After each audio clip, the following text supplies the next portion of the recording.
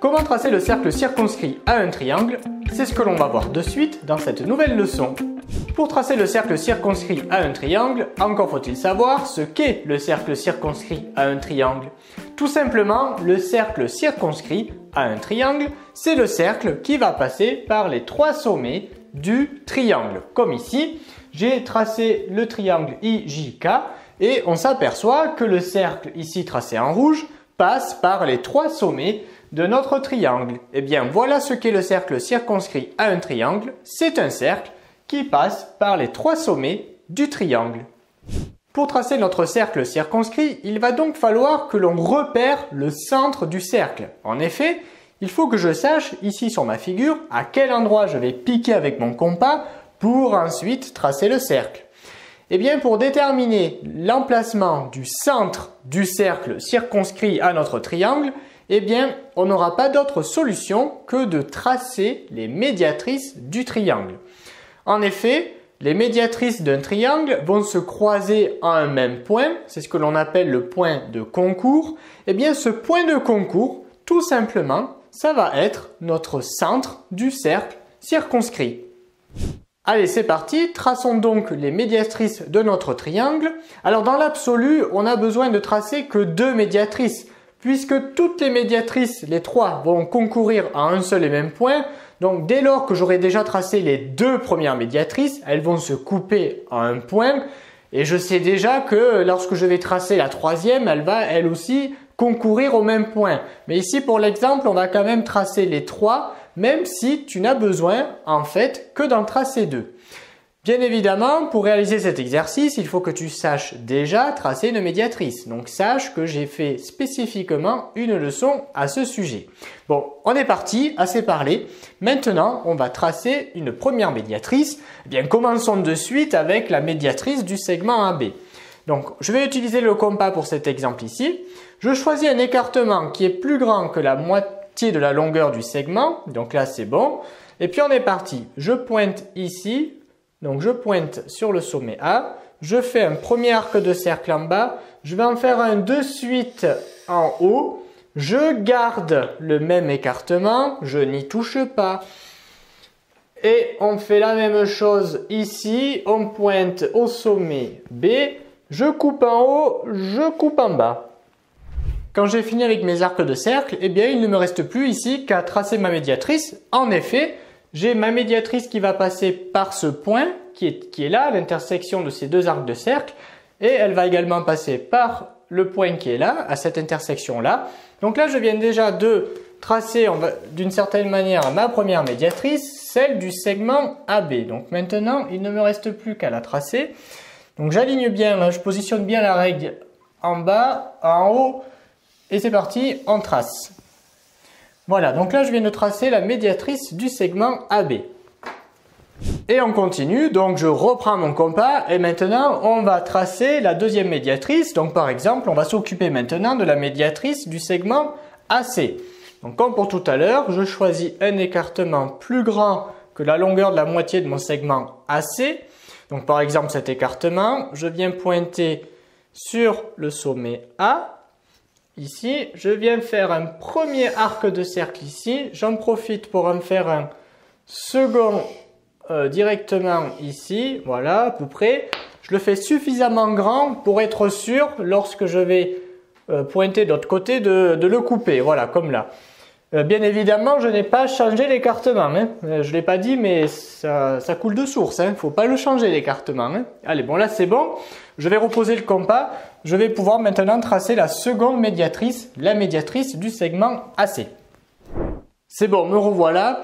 Tu auras remarqué qu'en fait, j'ai besoin de couper la vidéo parce qu'il faut que je rafistole à chaque fois la figure. Hein, puisqu'à chaque fois que je pointe mon compas, ça m'efface la moitié de la figure. Hein. Donc si tu ne l'avais pas remarqué, tu le remarqueras pour les fois d'après. Bon allez, trêve de plaisanterie. Traçons maintenant la deuxième médiatrice, c'est-à-dire la médiatrice du segment AC. Donc là, j'ai un point de la médiatrice et j'ai ici un deuxième point de ma médiatrice. Et bien après, c'est facile. On positionne la règle. Donc on s'aligne correctement ici. De même ici. En position feu. C'est parti. Là. Allez, on décolle. on pose la règle là, et tu vois que là, les deux médiatrices, elles se croisent à un point qui est là. Alors, on va exagérer le point volontairement. Et bien voilà, en fait, j'ai déjà trouvé le centre de mon cercle circonscrit. Alors pour l'exemple, on va quand même tracer la troisième médiatrice, c'est-à-dire celle du segment CB, et on sait déjà que cette médiatrice, elle va passer par ce point, puisque les trois médiatrices d'un segment concourent à un seul et même point. Mais toi, quand tu feras tes exercices, pour gagner du temps, tu n'as pas besoin de tracer les trois, à part si on te le demande dans l'exercice. Mais normalement, si voilà, tu en fais que deux, ça suffit déjà pour trouver le centre, comme ici. Bon, moi je vais quand même tracer la troisième médiatrice, on va le faire de suite. Donc je reprends mon compas, je veille à mon écartement qui soit plus grand que la moitié, la moitié de la longueur de mon segment, hein, tu connais la musique maintenant. Faisons les arcs de cercle, alors on va le faire ici. C'est un vrai sapin de Noël hein, à la fin la figure, hein, tu auras remarqué. Voilà, on en fait deux directs là. Maintenant je pointe ici sur B. Je viens croiser ici, et je peux enlever mon compas qui au passage m'aide pour ma construction. Allez, c'est bon, j'ai fini de rafistoler la figure. Donc on a maintenant les deux points dont on a besoin pour tracer la médiatrice du segment CB. Hein. On a le point qui est là et le point qui est ici. Et normalement, si on a bien fait les choses, on sait que la médiatrice elle va également passer par ce point d'intersection avec les deux autres médiatrices déjà. Autrement dit, ce point et ce point, normalement, ils sont alignés. Eh bien, vérifions de suite. Pour cela, on prend la règle et on va vérifier que on a bien tracé nos trois médiatrices. Donc là, on se positionne comme il faut ici, et tu remarques effectivement, hein, c'est bon, les trois points sont alignés.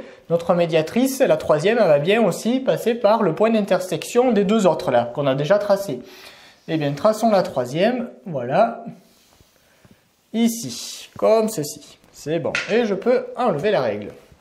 Lorsque j'ai terminé de tracer mes médiatrices, eh bien maintenant je sais où se trouve le centre du cercle circonscrit. Il se trouve à l'intersection des trois médiatrices. Alors on va s'arrêter 2 secondes. On connaît le centre, mais pour tracer un cercle, on a besoin d'un centre et d'un rayon. On a dit tout à l'heure que le cercle de centre circonscrit, c'est le cercle qui passe par les trois sommets du triangle. Ici, on a le centre, c'est le point d'intersection. Alors si j'ai envie, je peux lui donner un nom. Hein. Allez, on va lui donner un nom, par exemple I. Le rayon, mais quel va être le rayon? Tout ça, comme on sait que le cercle il doit passer par le point B, par le point C et par le point A. Si on se positionne ici au point d'intersection, ce point d'intersection, ce point qui est là, il se trouve sur la médiatrice du segment AC. Donc le point qui est là, il est à la même distance du point A et du point C. Puisque je te rappelle que la médiatrice, c'est l'ensemble des points qui sont équidistants aux extrémités du segment. Donc le point qui est là, il est à la même distance du point A et du point C. Donc je peux écrire que IA, la distance IA, et c'est égal à la distance IC. Jusque là, tu me suis. Mais le point ici, il appartient également à la médiatrice du segment AB. D'accord? C'est-à-dire cette droite qui est là. Le point I, il appartient également à la médiatrice du segment AB. Donc, le point I, il est également à la même distance du point A et du point B. Donc, IA, c'est égal à IC, mais c'est égal aussi à IB. Hein? Puisque le point qui est là, le point d'intersection ici, la distance IA, c'est égal à la distance IB, parce que ce point-là, il appartient à la médiatrice aussi du segment AB. Qu'est-ce qu'on a en fait ici? Les distances IA égale IC égale IB. Eh bien, tout simplement, ces distances ici, eh bien, ce sont des rayons de mon cercle circonscrit. Tout simplement. Donc, le rayon, je sais que ça va être cette distance-là. La distance entre le point I et un des sommets de mon triangle. Bon, lorsque l'on a dit ça, on a tout dit. Il ne nous reste plus maintenant qu'à pointer notre compas sur le point I. On prend un écartement IB par exemple et après on trace le cercle circonscrit. Eh bien, allons-y. Donc, on prend le compas, On pointe sur le point I et on vient prendre l'écartement, par exemple celui-ci. Alors moi, avant de le tracer, je vais quand même vérifier. Bon, au tableau, c'est pas précis hein, avec la craie.